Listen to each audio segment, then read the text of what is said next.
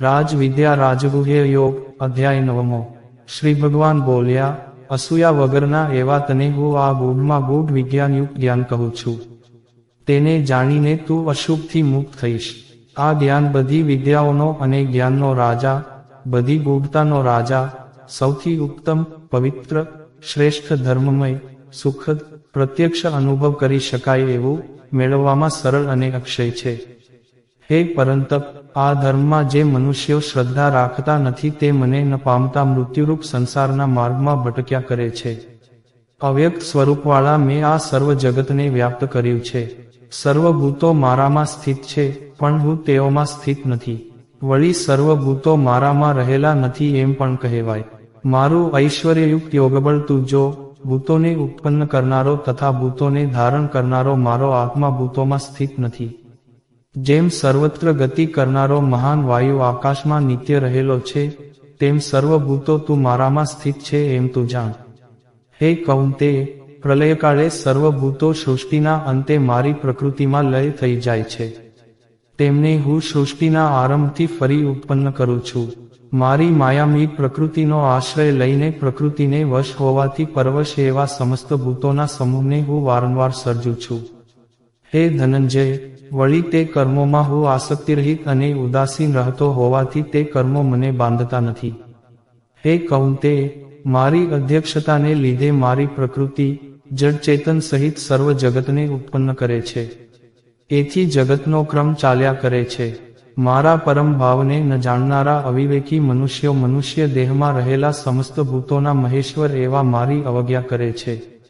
આવા મિથ્યા આશાવાળા, મિથ્યા કર્મવાળા, મિથ્યા જ્ઞાનવાળા અને વિપરીત બુદ્ધિના મનુષ્યો મારી રાક્ષસી, આસુરી અને મોહ પમાડનારી પ્રકૃતિનો આશ્રય કરનારા હોય છે.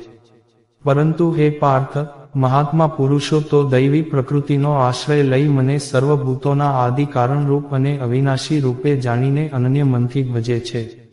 મને પામવા માટે યત્ન કરતા તેઓ દૃઢ વ્રત ધારણ કરીને સર્વદા મારું કીર્તન કરતા અને મને નમન કરતા, સદા સાવધાન મનવાળા રહી મારી ઉપાસના કરે છે. ઘણા સાધકો જ્ઞાનયજ્ઞથી મારું પૂજન કરી મારી ઉપાસના કરે છે. હું સર્વત્ર રહેલો છું એવા મારી કેટલાક મનુષ્યો એકત્વપણાથી તો કેટલાક ભેદભાવથી અને કેટલાક જાતજાતના પ્રકારે મારી ઉપાસના કરે છે. હું સોમયાગાદી છું, હું વૈશ્વદેવ યજ્ઞ છું, પિતૃઓને અર્પણ કરાતું અન્ન હું છું, હું ઔષધ છું, હું મંત્ર છું, હું હોમવામાં આવતું ઘી છું, હું અગ્નિ છું અને હોમવાની ક્રિયા પણ હું જ છું. આ જગતનો પિતા, માતા, ધાતા અને પિતામહ પણ હું છું. વેદ વડે જાણવા યોગ્ય, પવિત્ર ઓમકાર, ઋગ્વેદ, સામવેદ અને યજુર્વેદ પણ હું છું. સર્વની કર્મફળરૂપ ગતિ, પોષણ કરતા, પ્રભુ, સાક્ષી, નિવાસ, શરણ, મિત્ર, ઉત્પાદક, સંહારક, સ્થિતિ, આધાર તથા અવિનાશી બીજ પણ હું છું. હું તપું છું, જળ એકત્ર કરું છું તથા વૃષ્ટિ કરતા હું છું.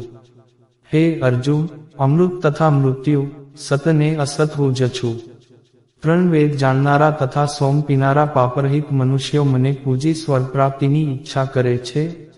તેઓ પુણ્યના ફળરૂપ ઇન્દ્રલોકને પામી સ્વર્ગમાં જઈ દેવતાઓના દિવ્ય દેહો મેળવી ભોગો પ્રાપ્ત કરે છે. તે જીવો સ્વર્ગલોક ભોગવી પુણ્યનો ક્ષય થાય છે ત્યારે ફરી મનુષ્યલોક પામે છે. એમ વેદધર્મનો આશ્રય કરનારા અને દિવ્ય ભોગોને ઈચ્છતા મનુષ્યો સંસારમાં આવ જા કરે છે.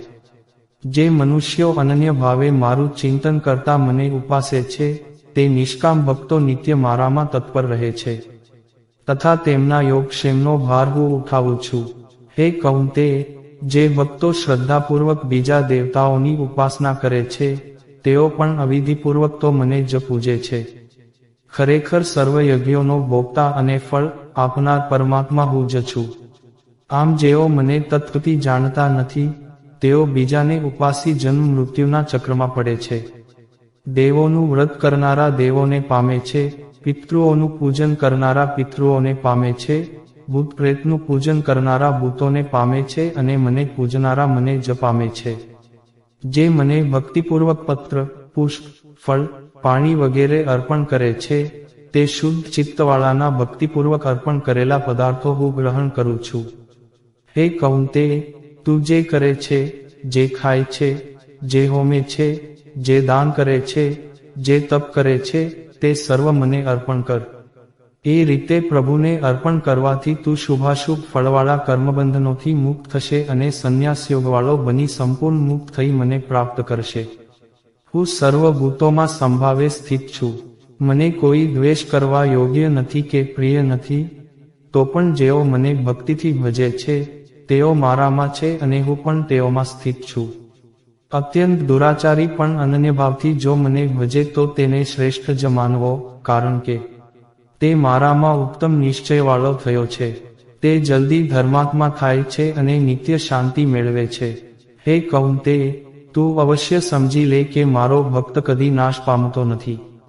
કેમ કે હે પાર્થ, ગમે તેવા પાપકર્મી હોય અથવા સ્ત્રીઓ, વૈશ્યો કે શૂદ્રો હોય, પણ તેઓ શ્રદ્ધાથી મારો આશ્રય કરે તો તે પરમ ગતિ પ્રાપ્ત કરે છે. તો પછી પુણ્યશાળી બ્રાહ્મણો, ભક્તો તથા રાજર્ષિઓ પરમ ગતિ પામે એમાં વિસ્મય શું? માટે ક્ષણભંગુર અને સુખરહિત આ લોકને પામેલો તું મને ભજ. તું મારામાં ચિત્ત રાખ, મારો ભક્ત થા, મને પૂજનારો થા અને મને નમસ્કાર કર. એ પ્રકારે મારામાં અંતઃકરણને જોડી મારા પરાયણ થયેલો તું નિશંક મને જ પામીશ. જય શ્રી કૃષ્ણ.